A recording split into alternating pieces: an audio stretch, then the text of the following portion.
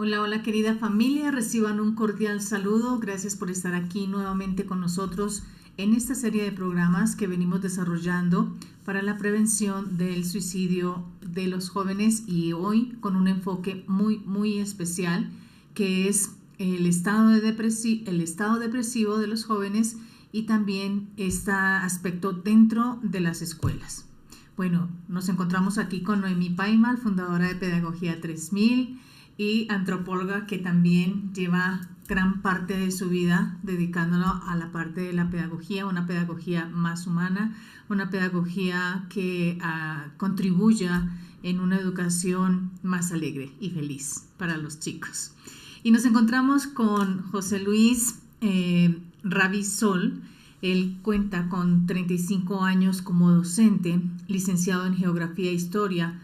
Tiene formación en máster de Historia Contemporánea, Geometría Sagrada, Kundalini Reiki, Psicología Humanística y otra serie de preparaciones y formaciones que le dan con base a esa experiencia de más de 35 años como docente de poder ayudarnos a dar como esas luces, como esos tips que nos ayuden a identificar esto dentro de los estudiantes y lógicamente prevenirlo.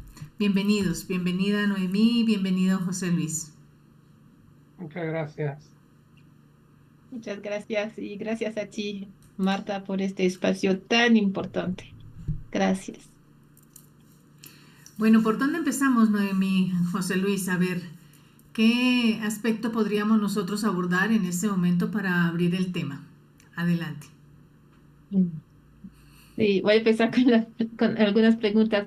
¿Se acuerda, queridos amigos, amigas, que el programa anterior vimos que hay muchas razones, muchas cargas, a veces incluso familiar generadórica, ¿cómo se dice? De la línea familiar, del entorno también social escolar. Una vez que ya nos damos cuenta que este tema desvela muchos otros temas atrás, ¿qué vamos a hacer? ¿Qué vamos a actuar? Y aquí vamos con José Luis porque sería uno en la familia y luego en la escuela. ¿Qué nos aconseja? Bueno, buenas tardes a todos y todas las que estén Buenas aquí tardes. por aquí, ¿no? Viéndonos. Y fundamentalmente yo empezaría por el principio, ¿sí? El principio es poner las cosas claras. O sea, un adolescente no es más que un joven que está en tránsito. Es un proceso que está pasando de ser niño, niña, a convertirse en un adulto, ¿sí? Y como especie biológica que somos, los adolescentes se retiran de la realidad de ese mundo, ¿sí? Para encontrarse a sí mismos. Por eso es una etapa de rebeldía. Eso es algo natural, normal, sano, porque se tiene que construir. Ese es lo que podemos asemejar al periodo de la crisálida, ¿sí? Porque tiene que salir el ser que realmente es. En cambio, cuando alguien transita por un proceso de pensamiento suicida, en esta edad, lo que ocurre es que se separa del mundo para despedirse. Ahí yo creo que es donde está la principal clave, ¿sí? No lo hace para reencontrarse, lo hace porque hay una serie de factores que hablamos ya anteriormente, donde intenta aislarse de una manera brusca, radical. Un día tiene pandilla, amigos, sale y de repente ya no quiere salir. Se encierra en su habitación, tiene desinterés por la vida, tiene una conducta a veces autolesiva, se corta, comienza a hacerse daño, se golpea, es exageradamente agresivo. No como el adolescente en la crisálida que, bueno, te dice, pues yo no voy a tal sitio porque eso es de, yo lo hacía cuando niño, ¿no? Y yo ya no me identifico con eso. O sea, no cuando él te dice no, porque tiene su razón y no quiere ir con los papás porque le van a considerar menor, no, es que explota, ¿sí? Porque hay un acúmulo de rabia, hay algo interior que no digiere, ¿de acuerdo? Y otro factor, claro, dentro del ámbito escolar, una caída brusca y radical en su rendimiento escolar. Son niños o niñas que tienen una buena marcha escolar y de repente, ¡plas! Y no hay un objetivo, no hay una clarificación concreta del el por qué ocurre esto, ¿no? Y lo vemos también en procesos, por ejemplo, de que dejan de comer, dejan de dormir, no se quieren duchar, ¿sí? En los inicios de la bulimia, de la anorexia, y esto nos lleva a la dependencia. Y esa dependencia de videojuegos, del teléfono, del celular, ¿sí? ¿Por qué? Porque tiene un sufrimiento interno. Hay un debate y una lucha interna fuerte y eso lo lleva a buscar ese calmante. Cuando alguien tiene un dolor de muela, ¿qué hace? Pues va y se toma un analgésico para que no le duela la muela, evidentemente. Pero el analgésico no te resuelve la infección que tienes en la muela. ¿Entendemos?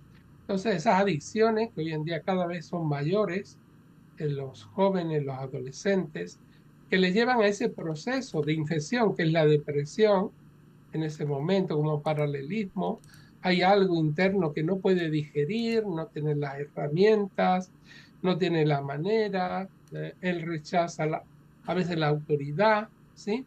Y no sabe cómo poder comunicarse para que lo atiendan, ¿sí? En su proceso. Porque a la vez suelen ser personas muy sensibles.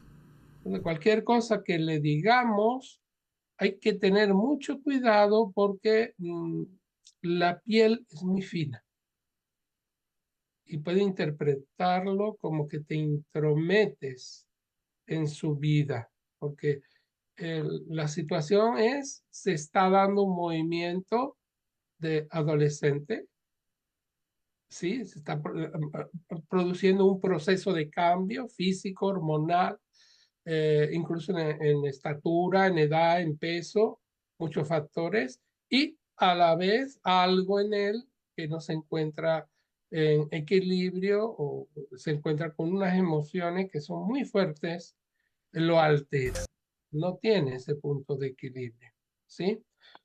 Y esto tal vez, este cambio emocional tan fuerte, hace que no vea perspectiva, que no vea futuro, que la familia se repite muchas veces. Ay, pues no hay dinero para poder pagarte el viaje de la excursión del instituto o del colegio, porque tenemos otras prioridades, o porque estoy continuamente trabajando, no tengo tiempo y tú no ayudas, y a veces se les sobreexige a los jóvenes que se comporten como generaciones precedentes, ¿sí?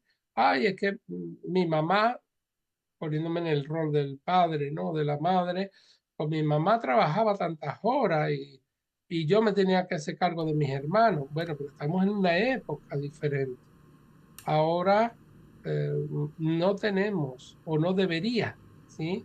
Los jóvenes que asumir funciones de parentalización, funciones de adulto. Las sociedades han evolucionado. Estamos en el primer cuarto del siglo XXI. Existen los servicios sociales, existen estructuras en los distintos estados que pueden aportar, ¿sí? Y ayudar.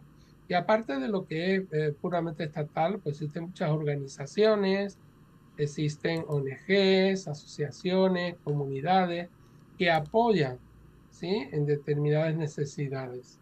Y esto es uno de los elementos que yo creo que tanto las familias como las instituciones en esta realidad de multiconexión que tenemos en este mundo totalmente conectado, no podemos dejar pasar. En otras épocas tal vez la institución escolar era como un mundo aislado. Estaba la profesora, el profesor, su aula y ahí se desenvolvía todo, porque los conocimientos se transmitían unidireccionalmente. Pero hoy en día estamos en una sociedad totalmente conectada, ¿sí? A través de las redes, a través de los vínculos con otras personas, con otras culturas, con otros modos de entender el mundo, con otras lenguas. Evidentemente no podemos quedarnos fuera de esos apoyos, porque existen esos apoyos. Y yo creo que una de las claves importantes a nivel emocional, que tanto las familias como las instituciones, no simplemente me refiero a la escuela, sino a todas las instituciones, ¿sí? Deben de estar también proclives a ayudar al futuro de cualquier país. Porque ¿qué es sino la juventud? El futuro de un país, ¿sí? Lo que en unos pocos años van a mantener la capacidad productiva, la capacidad industrial, la capacidad tecnológica, la cultura, el arte, esas seriales de televisión. ¿Qué lo van a representar esos actores, esas actrices? Pues lo que ahora son jóvenes, ¿sí? Evidentemente. Entonces, si no apoyamos precisamente a nuestros jóvenes en sus momentos de dificultades, ¿quién lo va a hacer? Porque si no, esos jóvenes puede ser que no lleguen a ser esas personas que pueden ayudarnos en otros aspectos a desarrollarnos como adultos o como niños, ¿sí? Entonces el tema de la emoción es una cuestión bastante importante.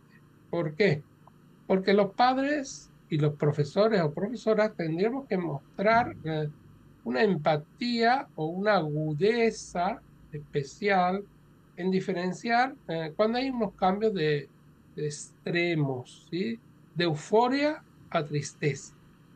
No un estado normal que a veces nos frustramos porque queremos sacar más nota o queremos tener mejores resultados o conseguir el amor de esa chica que me gusta o de ese chico que me gusta y me da calabaza, no me hace caso, no me atiende como yo quiero. Esa es una frustración normal, pero cambios bruscos de súper eufórico a súper tristes, ya nos está denotando como que ahí hay algo más, ¿sí? Algo que no hemos dado cuenta.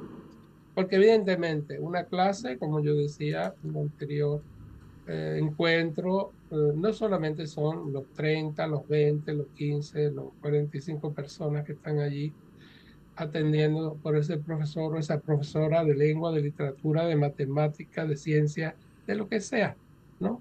Es él y toda su red familiar y su red de amigos, ¿sí? Que son los que hacen que estos jóvenes puedan seguir adelante y aportar a la sociedad en la que viven.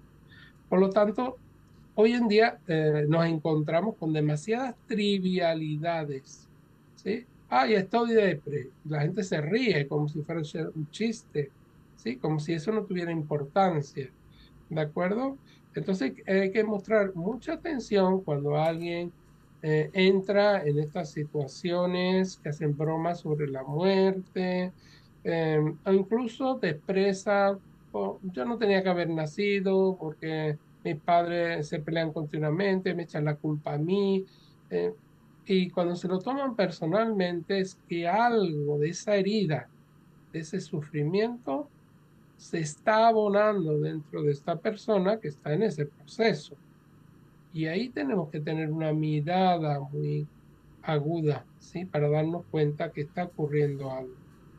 También otro elemento es, por ejemplo, cuando le escriben cartas a los amigos o amigas y se despiden de ellos o le regalan cosas, porque realmente quien se suicida no va por ahí diciendo, ay, yo me voy a matar mañana, me voy a tirar del barranco a las 3 de la tarde, ¿sí? Para que todo el mundo esté ahí. No, lo hace de una forma muy sutil, ¿sí?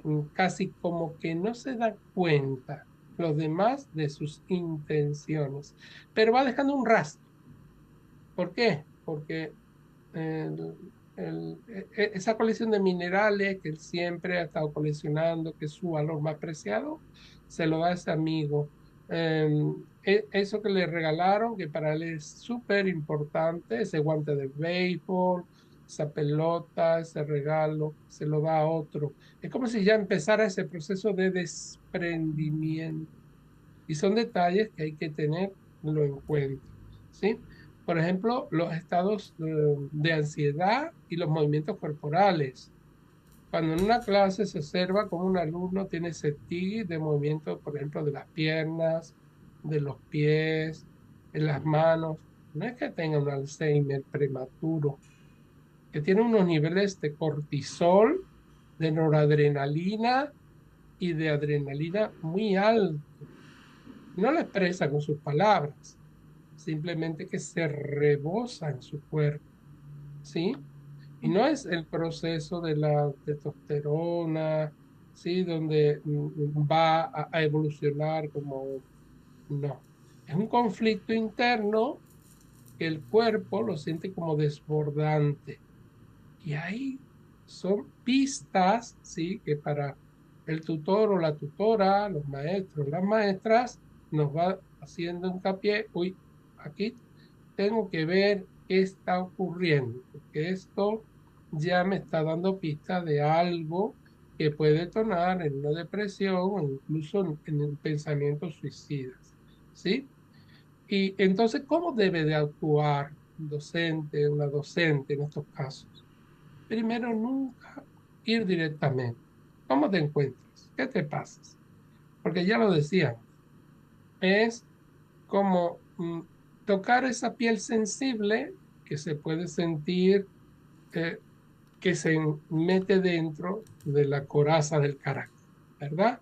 Se encierra, porque y me está tocando donde me duele. Entonces, nunca va a haber respuesta. Con ese modo a veces inquisitorial de los padres, bueno, cuéntame qué te está pasando, quiero que me digas ahora mismo, pues más se cierran, porque no hay empatía. Y por lo tanto, la clave es generar un espacio de escucha activa en primera persona para que el adolescente te pueda responder. Entonces, si yo me doy cuenta de alguno de estos factores que he estado comentando antes, que este alumno se encierra en sí mismo, que no participa, que no habla, que se siente nervioso, bueno, pues yo a veces he utilizado cómo yo me sentía, ¿sí? En determinados momentos.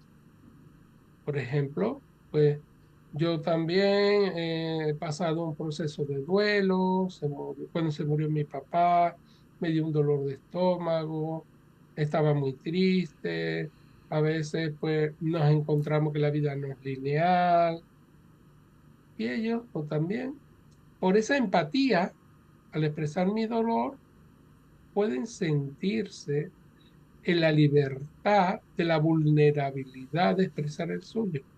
Ay, pues maestro, sí, yo también ahora me siento muy triste porque se murió mi abuelo, tuve un problema con mi tío que perdió la vida, yo lo quería mucho, en casa no se habla nada, eh, yo que me pinto aquí o tengo ese enamoramiento con fulanita, no me hace caso, el mundo no vale nada, yo aquí, o sea, tenemos que crear ese espacio de escucha activa y acercarnos por resonancia. ¿Sí? Y la única resonancia que uno escucha es que cuando entramos en la vulnerabilidad es fuerza, es fortaleza, porque al expresar eso que ese niño o esa niña que está en proceso de adolescente, pues expresa y te cuenta que se quiere morir, pues siempre apoyarlo. O sea, te comprendo, es verdad, tienes que estar pasando, o sea, hipotéticamente, por una situación muy difícil, ¿sí? Lo que estás sintiendo de verdad. O sea, no cuestionar lo que él o ella siente, ¿sí? Sino acompañarlo en el proceso. Es verdad, hay muchos jóvenes que a veces se desengañan amorosamente, su primer amor pues no funciona como le gustaría, o a veces los papás o las mamás pues no tienen la empatía suficiente o vienen muy cansados, tienen sus conflictos, pero ¿qué tal si buscamos algún apoyo? ¿Qué tal si te gustaría que viéramos de qué manera que pudiéramos ayudar, siempre empleando verbos, ¿sí? Abiertos, de posibilidades, brindándole siempre la acción que se pueda enganchar, se pueda unir a lo que le estamos planteando de una manera suave, nunca agresiva, ¿sí? Siempre como una opción. Y que esa opción tal vez pueda ser una salida, porque es la mejor manera de, por ejemplo, buscar una ayuda profesional externa. Uno de los grandes errores que tal vez cometen los padres y las madres es pensar que se puede ser terapeuta y psicólogo a la vez. Y es un gran error. ¿Por qué? Porque hay un vínculo emocional. Y un papá y una mamá, aunque sean profesionales, psicólogos o máster en psicología o profesores de la universidad, ¿sí? Va a haber un vínculo y no va a haber una objetividad, ¿sí? En crear pautas de ayuda. Por supuesto que el papá y la mamá pueden hacer muchísimas cosas, ¿sí? Para, primero, crear una red de apoyo, porque creo que esta es la clave, ¿sí? Cuando se detecta esta situación que puede estar padeciendo un adolescente, un joven o un niño, hay que buscar una red de apoyo. ¿En quiénes confía esta persona? ¿Sí? Pues en el amigo, en la amiga, en la familia vecina, en el tío, la tía, ¿con quién se lleva mejor? ¿Quiénes son los elementos importantes para él? Incluso se dan situaciones en la vida que nos pueden sorprender. Por eso yo hablaba antes de las instituciones. Hay un chico que yo tuve una vez en la escuela que tiene un problema de piel que se llama la piel mariposa y acudió a un influencer, ¿no? Se llama hoy, ¿no? Hoy en día, ¿no? Que aparece en redes sociales para pedirle ayuda para la investigación de la enfermedad que padece, ¿sí? Y ese chico pues hizo una promoción de unas tazas, ¿sí? Para recaudar fondos. Entonces, muchas veces no sabemos hasta dónde podemos encontrar ayudas. Entonces nos limitamos, ay, que tiene que ser el gobierno el que investigue, que tiene que ser la farmacéutica la que investigue, que eso solamente se hace con protestas. No, hay hoy en día una red, estamos en un mundo totalmente interactuando, ¿sí? Un mundo globalizado. Yo estoy en España, otras personas están en Colombia, otras estarán en México, otros estarán en otros países. Y todos a la vez coincidimos en este momento. ¿De acuerdo? Entonces, bueno, esa red de apoyo yo lo considero como algo muy importante. ¿Por qué? Porque unido a la falta de trivialización, porque cuando un chico o una chica vive este proceso, está sufriendo. No es un chiste, no es una broma, no es una expresión, me quiero morir o qué pinto yo ya aquí en la vida, ya se me acabó todo. Está sufriendo internamente. Y eso no es trivial, eso no es menor, ¿sí? Porque él tal vez puede ser, o ella tal vez que no tenga los recursos y que esté todo el tiempo encerrado en su habitación, pues con los videojuegos, con los celulares, con la pantalla del televisor, con las series, y los papás y las mamás se quejan de eso. Pero lo que no saben es que ese es el calmante que ha buscado para calmar su sufrimiento. ¿De acuerdo? Y entonces, por eso es tan importante en el centro educativo y por parte de la familia de buscar esos apoyos en esa red social que le pueda dar el cobijo a ese sufrimiento que tiene y con el apoyo de los especialistas externos reconducir esa situación. ¿Sí? Y ojo, con tacto, con suavidad, con propuestas que él o ella pueda aceptar, que no sean invasivas, ¿sí? Porque esa piel es muy suave, es muy sensible. Todos, no sé, o todas, hemos pasado por procesos de dolor, ¿sí? Se nos ha muerto un familiar, eh, no sé, hemos perdido algún ser querido, hemos tenido una ruptura de pareja, una ruptura de relación, nos hemos peleado con con una amiga, con un amigo, hemos tenido conflictos con un jefe en una empresa o con un compañero, bueno, y eso nos genera dolor y sufrimiento. A veces simplemente creemos que tapándolo podemos tirar hacia adelante. Cuando somos adultos nos endurecemos, pero cuando estamos en ese proceso de la crisálida, donde se funden nuestras células y hay un cambio hormonal muy fuerte, ¿sí? Donde las emociones están a flor de piel, es un momento delicado, ¿de acuerdo? Como cuando en el sistema productivo, las fábricas, se hacen los test de calidad, ¿sí? Se elige que ese producto pues, realmente reúna todo su potencial, todo su beneficio. Y evidentemente ahí en estos chavales, en estos chicos, en estas chicas, necesita nuestro apoyo, ¿sí? En este momento. Entonces, hay un tema importante que es crear precisamente desde las instituciones un plan para fomentar los vínculos entre las familias y las instituciones educativas y sociales. Porque esto no es una cuestión de una persona concreta que se llama Edgar, Valeria, Benito o María. No. Y su familia. Esto es un tema social.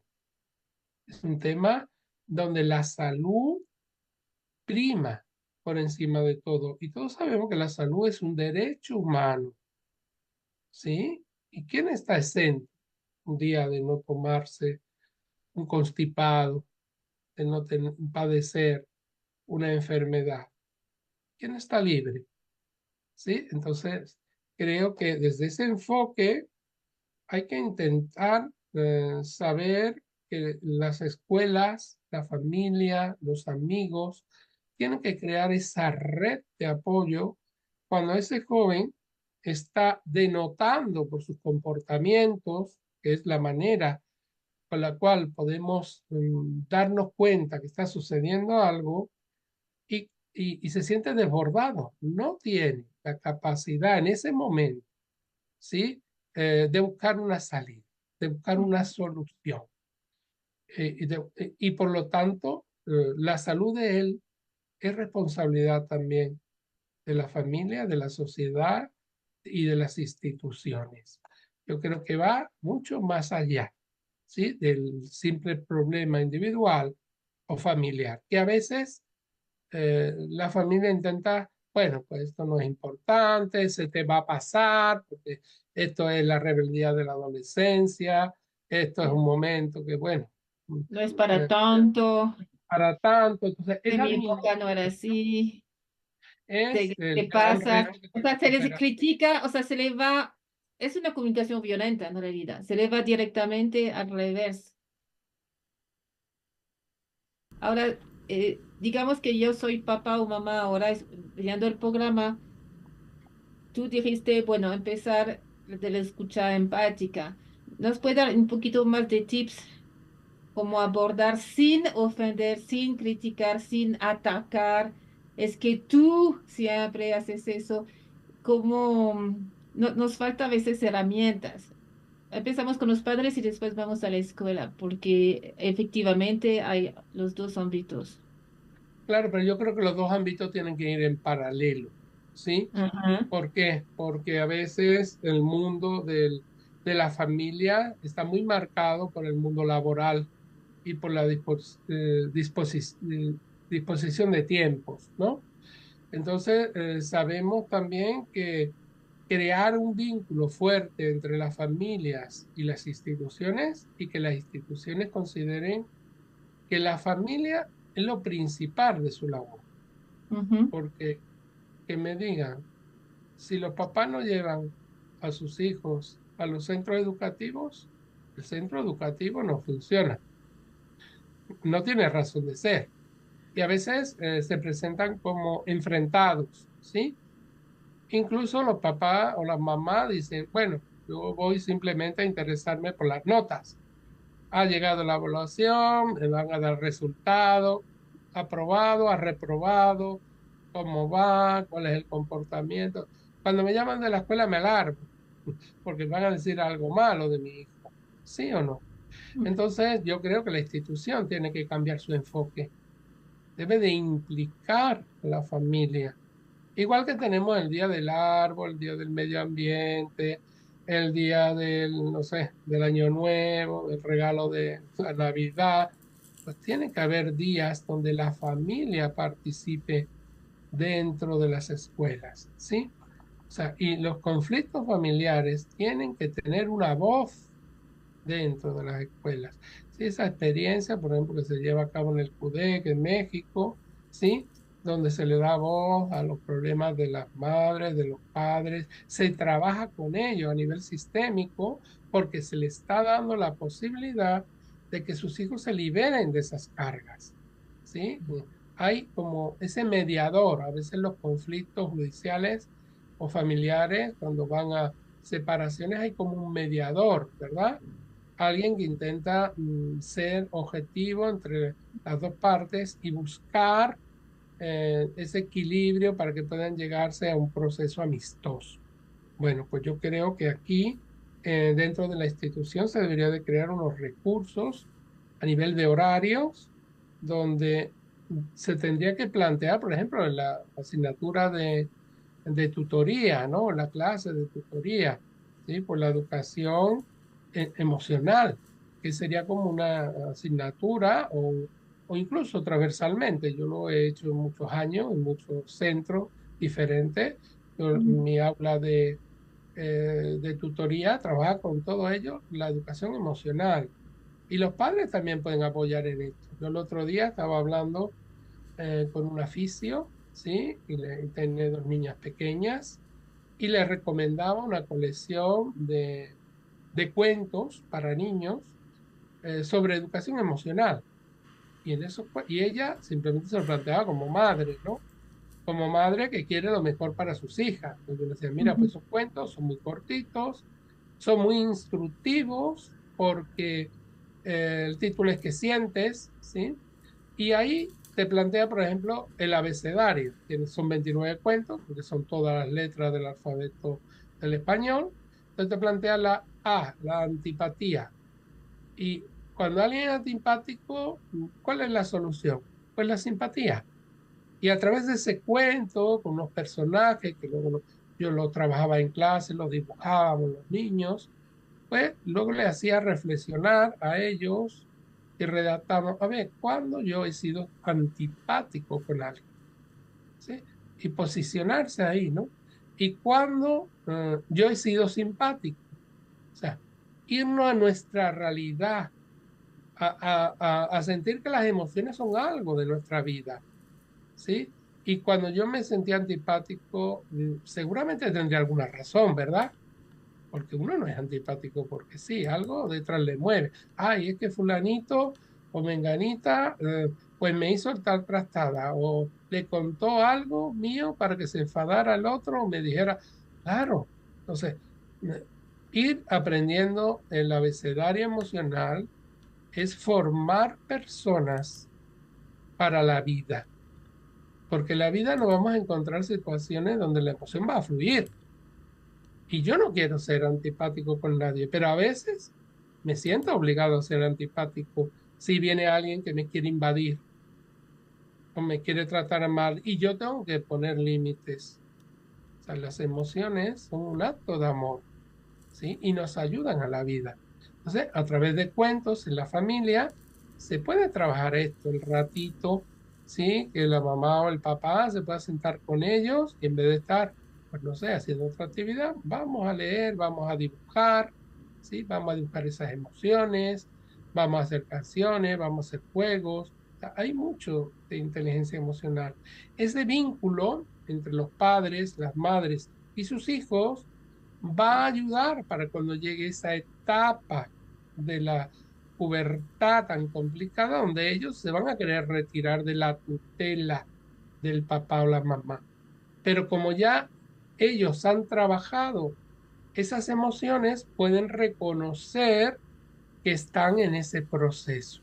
Y si no a través del papá, la mamá, sí a través de un amigo, una amiga, un pariente, el tutor, la tutora, porque muchos niños pasan más horas, tal vez, en contacto directo en la escuela con los profesores o las profesoras que incluso con los padres y las Sí. madres. Y a través de ellos sí pueden expresarle esto. En la mayoría de los institutos, al menos aquí en España, hay la figura que se llama el orientador familiar, el orientador escolar, ¿sí? Que es un psicólogo, ¿verdad? Y es un personaje dentro de la institución al cual yo puedo acudir en caso de algún problema. Entonces, es una herramienta también importante para que el adolescente en ese momento pueda plantear esa disyuntiva, ¿no? Esa situación en la que se encuentra. ¿Por qué? Porque tenemos que entender algo muy claro, que tal vez los padres o las madres no lo tengan claro. El proceso de la adolescencia genera muchos miedos. Yo voy a ser adulto, uf, y voy a ser igual que mi papá, ay no, por Dios, igual que mi mamá, ay tampoco.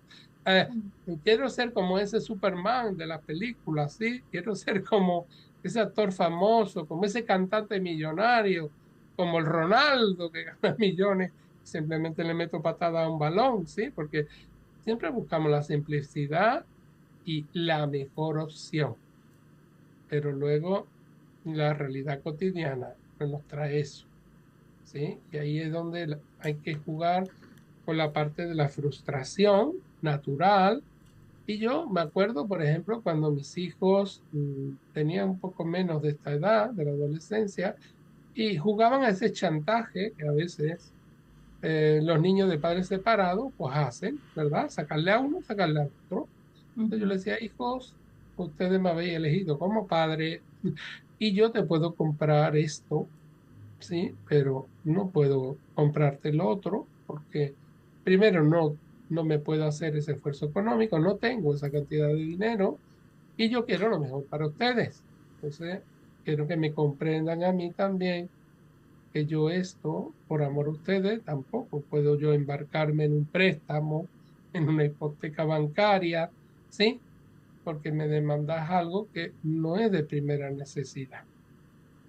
A veces también los padres se tienen que convertir en personas humanas y decir que no son Superwoman ni Superman. Y si el hijo quiere la PlayStation 520 o la moto supersónica, ¿sí? Que vale una fortuna, no soy mejor padre por hipotecarme, porque luego voy a pasar situaciones de necesidad o de estrés en el trabajo o tengo que echar más horas. Si viéramos los estudios que hay acerca de qué es lo que realmente demanda un hijo, una hija en esta edad, sería la presencia de los padres y de las madres. Y uno de los grandes hándicaps es que el papá o la mamá está trabajando. Y esa falta de cercanía, ellos lo viven como un abandono, ¿sí? Y esto es un elemento que tenemos que tener en cuenta, ¿sí? Buscar tal manera que podamos combinar los tiempos de trabajo del papá y la mamá a fin de poder dedicarnos, ¿sí? A estar con nuestros hijos o con nuestras hijas de una forma también lo más relajada posible, no estresada, porque lo tenemos a veces en el comedor del salón o en la cocina haciendo las tareas del colegio, del instituto, y la madre pues fregando, limpiando, haciendo la comida, una situación totalmente estresante. Lo que menos atiende es que cuando le preguntan, le mandan algo, pues salta, es abrupto, ¿verdad? Porque está en una situación difícil. Entonces, buscar esos tiempos donde pueda disfrutar de sus hijos y fomentar ese apoyo emocional, sobre todo los retos, ¿sí? A la falta muchas veces de expectativa, porque los padres pues, cometemos errores. Es que no tengo dinero para comprar, es que esto va a ser muy difícil, es que no sé cómo van a llegar a fin de mes, y los niños o las niñas se lo toman como suyos. O si para mi papá y mi mamá, que son los grandes, que son los que trabajan, los que ganan dinero, no pueden, yo que ni trabajo, ni gano dinero, ni tengo posibilidad, pues menos, ¿no? O sea, Claro. eh, es importante que esos mensajes que transmitimos en el ámbito familiar seamos muy cuidadosos, ¿sí? Porque a ellos tienen un radar que lo captan inmediatamente y no sabemos en qué contexto les perjudica. ¿Sí? Ay, el que yo no le pude comprar ese anillo a esa chica que me gustaba porque no tengo dinero, pero no se lo voy a pedir a mi mamá que está todo el tiempo quejándose de que no tiene para llegar a fin de mes. Evidentemente, se frustra, ¿sí? Y claro, esa chica, como el otro chico, pues le regaló eso, pues yo ya la perdí, yo nunca voy a encontrar a nadie. Entramos en esa onda de reflexión destructiva de pensamientos negativos y la falta de merecimiento va conduciendo poco a poco a un estado depresivo. ¿De acuerdo? Por lo tanto, yo creo que es muy importante dentro de la familia tomar conciencia de todos estos aspectos. O sea, la empatía, el darnos cuenta de estas pautas que yo antes he comentado a nivel fisiológico, a nivel de conductual, a nivel de encerrarse en sí mismo, a nivel de desprenderse de lo que tiene, a nivel de buscar ayuda en el momento que puedo tener una conversación empática y detecto que me responde realmente con un conflicto y él denota que yo que pinto aquí, yo ya me quiero ir de aquí o no, la vida no vale nada y yo para qué. Ayudar, sí, yendo a un profesional.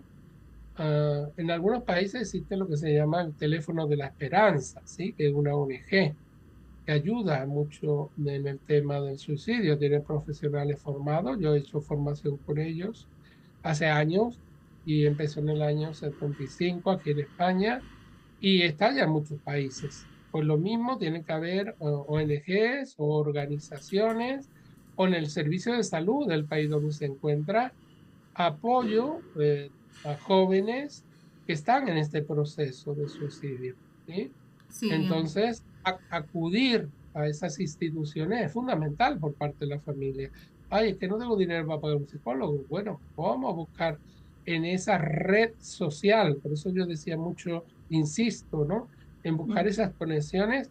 ¿Quién me puede ayudar? A veces a través, pues no sé, pues de Cáritas en la iglesia o de algún conocido que tiene contacto en alguna institución me puede echar un cable y ayudarme, ¿sí? Porque cuando alguien acude de una manera honesta y plantea su necesidad, siempre alguien te echa una mano, ¿sí? Siempre hay personas que están ahí para ayudar, ¿de acuerdo? Entonces yo creo que la familia por esa parte y por el vínculo con la escuela fundamental. ¿Por qué? Porque sus hijos pasan una parte importante de su tiempo en la escuela, vínculo con el tutor, con la tutora, y si ya están en una enseñanza más avanzada, pues con el orientador o la orientadora o el psicólogo, si tiene ese centro psicólogo, de poder también tener ese contacto.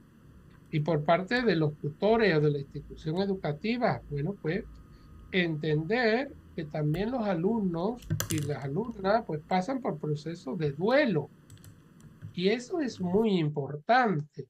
¿Por qué? Porque un estudiante no es aquel chico o chica que viene, se sienta en un pupitre, en una mesa, abre unos libros y tiene que aprender un contenido curricular. No, es un ser vivo que está en un proceso sintiente continuamente. Y si son personas donde ha fallecido algún familiar con un vínculo importante, inmediatamente ese chico, esa chica necesita esa red de apoyo, ¿sí? A sus amistades, a sus amigos, reunirlo, tener un encuentro con ellos y para que lo apoyen. ¿Por qué? Porque está viviendo ese proceso para evitar precisamente poder caer en una depresión que le pueda conducir a esos pensamientos suicidas.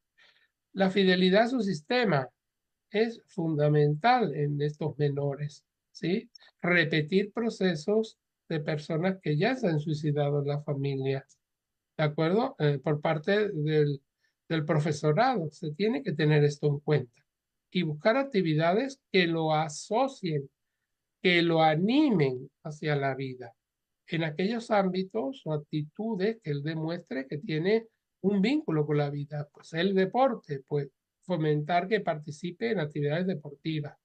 ¿Qué es la creatividad? Pues buscar, a veces hay fundaciones bancarias o de mecena, de empresas que hacen concursos de dibujo, concursos de actividades creativas, cursos de promoción a través, no sé, del colegio de Bellas Artes o de los ayuntamientos o de las administraciones públicas o de instituciones de diferentes tipos. Entrar en Internet, buscar eso y ofrecerles esas opciones, ¿sí? Entonces conocemos que hay talleres en barrios, en comunidades, en distritos que posibilitan esos talleres de forma gratuita. Entonces, ir buscando cuál es la manera donde ese chico, esa chica puede conectarse con la vida aunque esté transitando un proceso de duelo, porque los procesos de duelo son procesos normales, vivenciales, humanos, ¿sí? Mm. Y no tiene por qué caer en un proceso depresivo o de pensamiento suicida si le buscamos en su momento esa ayuda. Promover fundamentalmente la resiliencia fundamental por parte del profesorado, la institución y la escuela, ya que la inteligencia se desarrolla, ¿sí? La resiliencia no es yo soy resiliente o no soy resiliente, no, no. La resiliencia se trabaja y la resiliencia se consigue desarrollar. Yo, por ejemplo, cuando trabajaba en el aula de la convivencia, en un centro escolar que tuve, yo ayudaba a los chavales a que a través de los muñequitos que ellos tenían en los lapiceros, ¿sí? Mm. Le hacía ver, lo representar de una manera sistémica, porque yo tenía una formación de pedagogía sistémica. A ver, cuéntame qué ha ocurrido con ese compañero que te has peleado o con esa profesora que no te llevas bien, ¿sí? Muy bien, y colocaba esos representantes, esos muñequitos, y él con sus palabras pues me contaba la historia. Y yo le decía, ay, mira, dime qué ves tú en ese muñeco, ay, ¿qué sientes en tu cuerpo? Ay, pues mira, pues siento mucho enfado.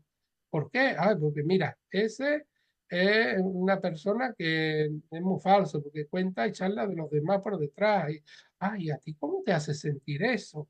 Ah, pues a mí me enerva y yo nada más que puedo, le hago una zancadilla, le tiro un papel en la clase. Ah, entonces tú te enfadas porque ves, ¿sí? Y luego, con esa información, pues la tutoría, tanto por parte de la profesora al profesor, le transmitía eso para que buscara esa manera de resolver el conflicto. Y por parte de los padres, el tutor se lo trasladaba a los padres para buscar una solución. Pero no me quedaba ahí. Le decía, bueno, ¿y si tú estuvieras en el otro lugar? ¿Cómo te sentirías? Porque claro, la mayoría de ellos luego agredían al otro. ¿Por qué? Porque su rabia no la controlaban. Lo golpeaste.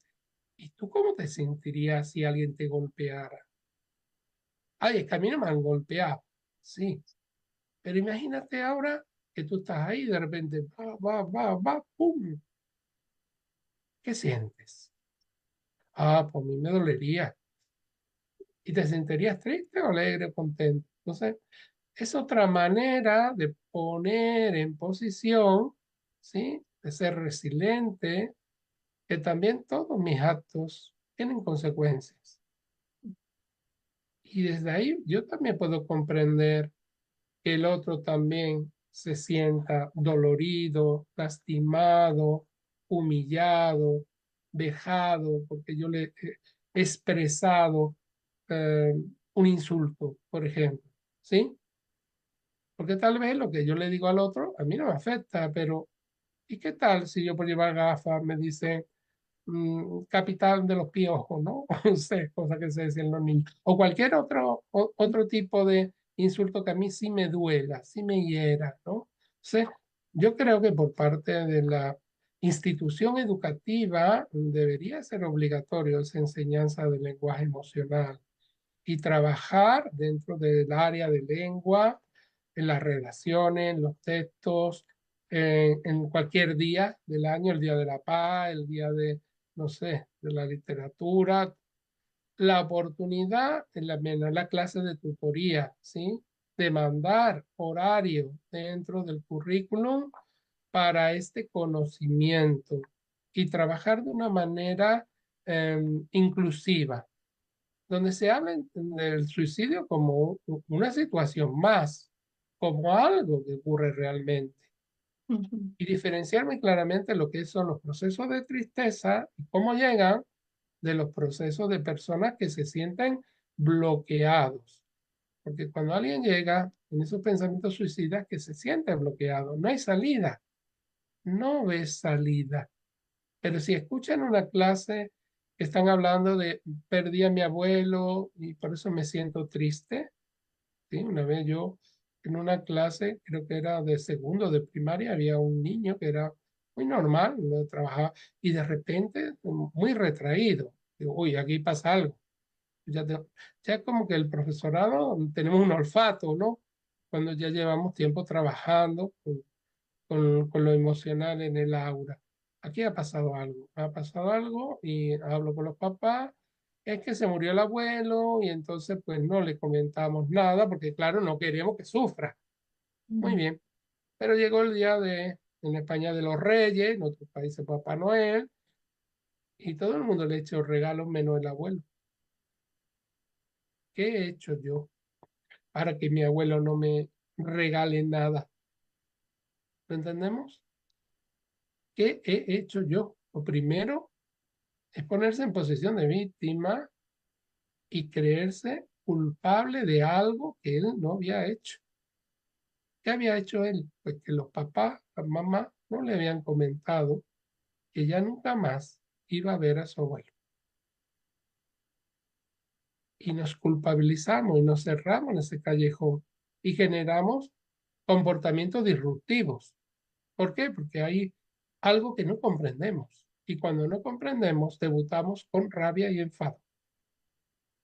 Y no es porque el compañero de al lado le haya hecho algo, una expresión, o le haya quitado su lapicero, o le haya dado un empujón.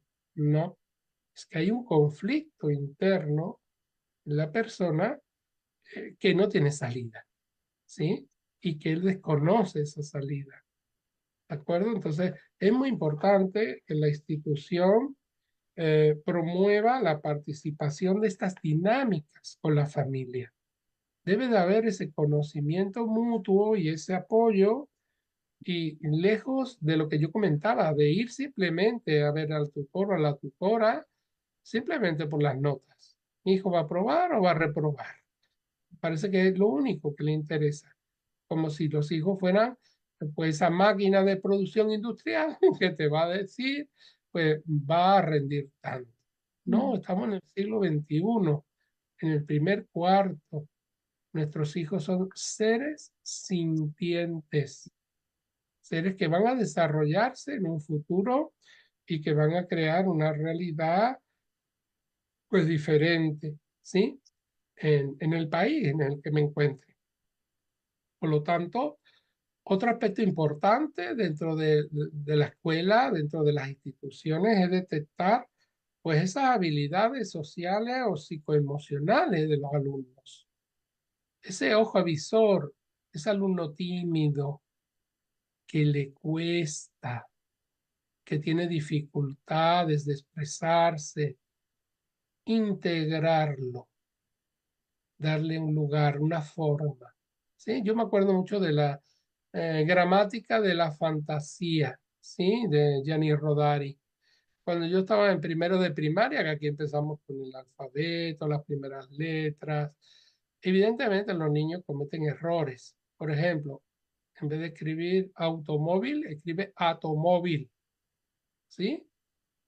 Y yo no le decía, esto está mal, en rojo, tachado, repite 5 veces automóvil. No, atomóvil es un vehículo que lleva átomos. Automóvil es el carro donde vas con tu papá de paseo. O sea, hacemos una enseñanza significativa. Vivimos demasiado en conceptos del siglo XVIII, en conceptos donde el aprendizaje y el siglo XIX tenía que ser productivo y no se permitía el error, porque realmente el error no es más que la muestra de otra opción, ¿sí? Gracias a los errores a veces tenemos lo que se llama el POSIT, ¿no? Ese papelito con un poquito de pegamento que vamos pegando para tener notas. ¿Por qué? Porque en el proceso industrial, en una fábrica, ese pegamento salió muy blando, no pegaba mucho. En vez de tirar, alguien dijo, ay, pues mira, voy a utilizarlo con unos papelitos y así son removibles. Inventó un producto nuevo. O sea, a veces alguien va buscando algo y encuentra otra cosa. Entonces, creo que el enfoque dentro de la escuela tiene que ir por ahí también, ¿sí? Mm. Y que los tutores, la tutora, la institución tiene que tener claro que una cosa es el proceso de rebeldía de la adolescencia, de los procesos de pensamiento suicida. Son dos cosas totalmente diferentes, ¿sí? Como decía Noemí, no hay que minimizar nada, hay simplemente que estar atento. Quien realmente es un docente de vocación, se da cuenta de todo esto y busca la manera de cómo poder ayudar, ¿sí? Y la clave, que yo creo que es súper importante, las redes de apoyo comunitaria, ¿no? Poder incluir a ese chico, esa chica o a ese niño, esa niña que está teniendo esos tipos de comportamientos, pues integrarlo para que sus amigos, sus amistades, la familia, el tío, la tía, el primo, el abuelo, la abuela, les sirvan de resorte, por si los papás a Mm. veces Mm. no tienen ese tiempo, ¿no? Pero tal vez el abuelo o la abuela sí tiene ese tiempo y puede compartirlo con la familia del vecino de al lado, que es su amiguito. Puede ser que tenga disponibilidad. Entonces, esa coordinación por parte del docente, de la docenta, es ofrecerle, ¿sí? Como una estrategia para que podamos ayudar a ese chico, a esa chica en ese momento de su vida, porque son momentos transitorios, pero precisamente son los momentos, digamos, más importantes. Y otro aspecto importante que yo creo que desde el ámbito educativo es fundamental es la promoción de una cultura escolar positiva, ¿sí? Fomentar un ambiente inclusivo, no siempre reprobando, no siempre castigando, no buscando siempre apartar, Aquí hay que discriminar. cambiar toda la educación. Bueno, De raíz, querido José Luis. la educación se cambia en los corazones Actitud. de la persona que lo practica. Por eso yo antes estaba comentando, ¿verdad? Con Marta, eh, que tiene que haber un cambio, ¿sí? Intelectual, porque es otro Sí. pensamiento, otra manera de actuar. Pero yo confío que hay muchos miles de docentes, ¿sí? Que están en ese proceso de distintas maneras. Y por supuesto que hay que pedirle a la institución educativa, llámese concejalía, los ayuntamientos o a las instituciones como gobierno, que replantee un currículum diferente. Sí, pero yo tengo mi libertad de cátedra ahí dentro de mi clase, de mi aula, por chiquita que sea, o por Ujú. falta de recursos, puedo hacer muchísimas cosas. Yo puedo hacer una redacción del pepino violeta, o me puedo dedicar y hacer redacciones de lengua, que los niños tienen que aprender a leer y escribir, escribiendo sobre lo que siento, sobre lo que me ha ocurrido hoy, sobre cómo puedo ayudar al planeta, Por supuesto que puedo crear una conciencia ecológica sana de cómo relacionarme con mi amigo que me he enfadado con él porque me empujó en el pasillo. Yo nunca empezaba la clase si había habido algo de enfrentamiento en la fila antes de subir a la clase. Lo primero es lo primero y el orden es lo primero y el orden es que no puedo empezar a que mis alumnos me atiendan si ha habido un conflicto en la clase. Hay que resolver, somos humanos, humanas. No somos un producto industrial, una lata, un coche, un carro, no sé. No, somos humanos y humanas. Y esa manera de poder hacer las cosas era fundamental. Yo me acuerdo cuando estaba en un grupo de primero de primaria, yo acababa 10 minutos antes, terminaba la clase, los alumnos recogían y ponía música y los ponía a bailar. Wow. Y había una Toda tu vida compañera, hiciste eso, ¿eh? siempre, todos los días Ayuda. salíamos a las 2, 10 minutos bailando. O sea, sí o sí. Algunos eran más tímidos, sí. Y se apoyaban siempre en la compañía. Y yo me ponía a bailar con ellos, yo dando ejemplos. La Wow. compañera de la clase de al lado, que también Qué era bello. madre de una alumna que yo tenía, me decía, "Es que mi hija es muy tímida, que mi hija es muy Qué tímida, que bello. Bueno, me da igual que tu hija sea tímida. Mm, Nos sí. poníamos a escribir todos los días, hacíamos redacciones. Le hacía que escribieran cuentos, que desarrollaran su fantasía. Bueno, cuando llevaba segundo de primaria, porque aquí los módulos eran por 2 años normalmente, si permaneces en el centro, bueno, pues los papás me escribieron al final de curso una carta donde me decía que, bueno, yo había desarrollado mucho lo que era la memoria, pero también la expresión oral, también que ellos pudieran leer ante sus compañeros, que ellos hacían meditaciones a sus propios compañeros de clase, iban uno por uno, ¿sí? Y eran Wow. voluntarios, y como todos querían, pues yo les pedía el ejercicio. Bueno, pues si tenemos que hacer un ejercicio de lengua, una redacción, pues me hacéis una meditación escrita y te inventas, porque a una pues le gustaban los unicornios, a otra le gustaban las hadas, a otro le gustaba pues ser ese chico que marcaba el gol, ¿sí? Cada uno desde su ámbito y de su interés lo expresaba, ¿sí? Bueno, pues los papás, bueno, me decían como una reclamación, ¿no? Estos niños, yo no sabía que iban a ser Góngora o Quevedos, ¿no? Bueno, al cabo del tiempo, esa chica tan tímida fue pasando toda la primaria y cuando llegó al instituto participó en una obra de teatro representando a la protagonista principal, ¿no? Y cómo los Wow. papás se sorprendieron de que ella había conseguido, porque la tenían catalogada, esa mirada a veces de los padres o de los profesores, ¿no? Ese principio de la física cuántica que el observador condiciona al observado, ¿sí? Si el docente, que era yo en aquel caso, no hay límites, no existen límites. Tú lo puedes, tú tienes capacidad, ¿sí? Yo me acuerdo de cuando yo hice la formación de geometría sagrada, el maestro, que era mexicano, por lo visto, llevó a un campeonato mundial de taekwondo en Corea, un equipo de México, y les ganó a los coreanos.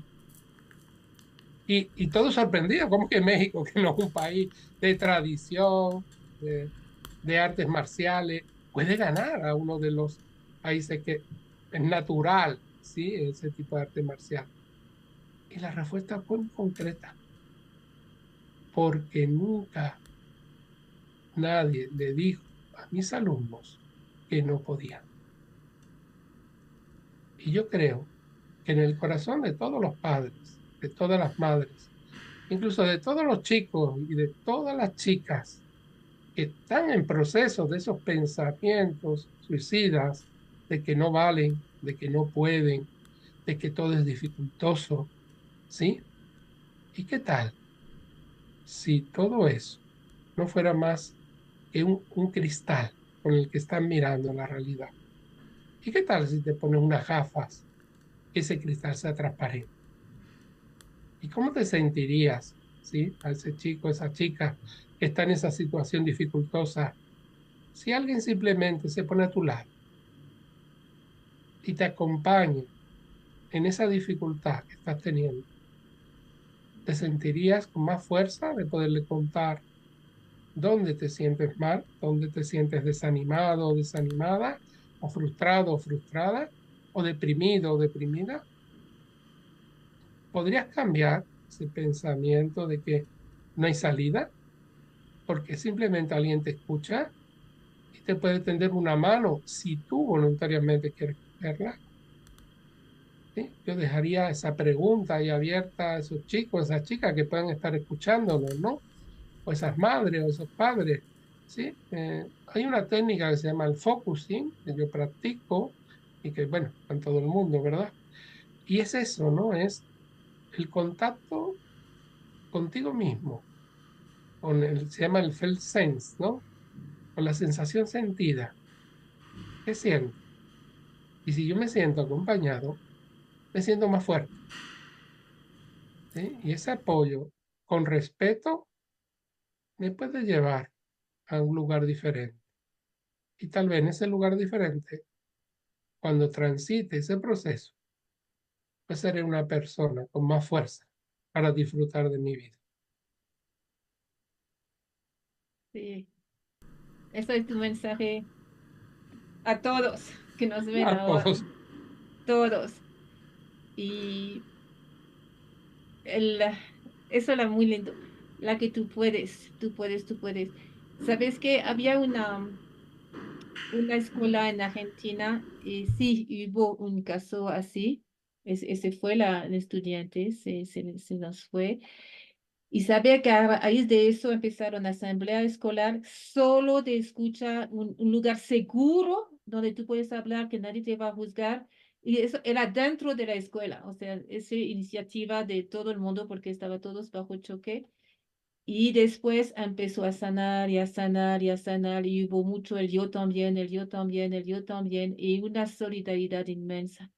Así que queridos amigos, amigas, Marta, José Luis, vamos con este mensaje muy profundo. Yo aconsejo también que mire otra vez eh, este programa para ti, porque todos hemos pasado por eso. Y en vez de empezar a sanar uno mismo, me explico, ¿no? Es que a veces es el niño, el joven, empezamos por nosotros mismos. Así que esos mensajes tan profundos van para todos. Sabe que se nos fue más de la hora, José Luis. Bueno, pues nada, Así estamos al que servicio. pero es lleno de herramientas. O sea, hay una lista, yo aconsejo que retome cada herramienta, que estemos en familia, que seamos un abuelo, una abuela. ¿Sabes que abuelo o abuela tienen un papel fundamental también de apoyo incondicional desde la tranquilidad de alguien que ha pasado por tantas cosas? Tu papel es fundamental también. Escuelas, el chico sí pasa más tiempo en la escuela a veces que en la casa. Todos estamos involucrados. Querida Marta, te paso la palabra porque o sea, fue tanta información, estoy un poco removida. Sí, siento que también es un llamado a nivel pedagógico de ver qué actividades pueden generar esos estados depresivos o de competición dentro de los estudiantes o de que mi compañero sí puede y yo no puedo y digamos como poder transmitirles a ellos que cada uno tiene dones diferentes, que cada uno tiene cualidades diferentes, que se promueva la no comparación entre uno y otro. Y el tema de la evaluación también, bueno, es algo que, como tú dijiste, es algo que ha de cambiarse y muy pronto dentro del ámbito educativo, la calificación como tal, porque esto genera también unos estados que en últimas son, digamos, como dañan esa parte emocional del ser humano, dañan esa parte emocional del joven cuando genera ese estado de frustración. Entonces la invitación, ya cerrando, es a los docentes que nos están escuchando que podamos nosotros documentarnos muy bien para poder aportar esa parte importante que mencionó José Luis de la inteligencia emocional, esa parte emocional, y también evaluar esas, digamos, como observar actividades que puedan generar competencia y a la vez de la competencia presión en ellos. Sería como lo que mencionaría en este momento. José Luis, infinitamente agradecidos. Noé, realmente, como dijo Noé, mucha información. Les invitamos para que puedan volver a ver el video y sacar todos esos aspectos prácticos valiosísimos. Sí, tome Muchísimas apuntes. gracias por invitarme y espero Tarea. que realmente sea una experiencia nutritiva, ¿no? Porque evidentemente como padres, como madres, como docentes, todos tenemos que estar continuamente reciclándonos, ¿no? Adaptándonos a las situaciones que nos trae la vida. Entonces, siempre es una oportunidad buena hacer una paradita y reflexionar. Sí, muchísimas gracias, querida familia. Estaremos invitándolos para la próxima emisión. Soy Marta Briceño. Nos vemos.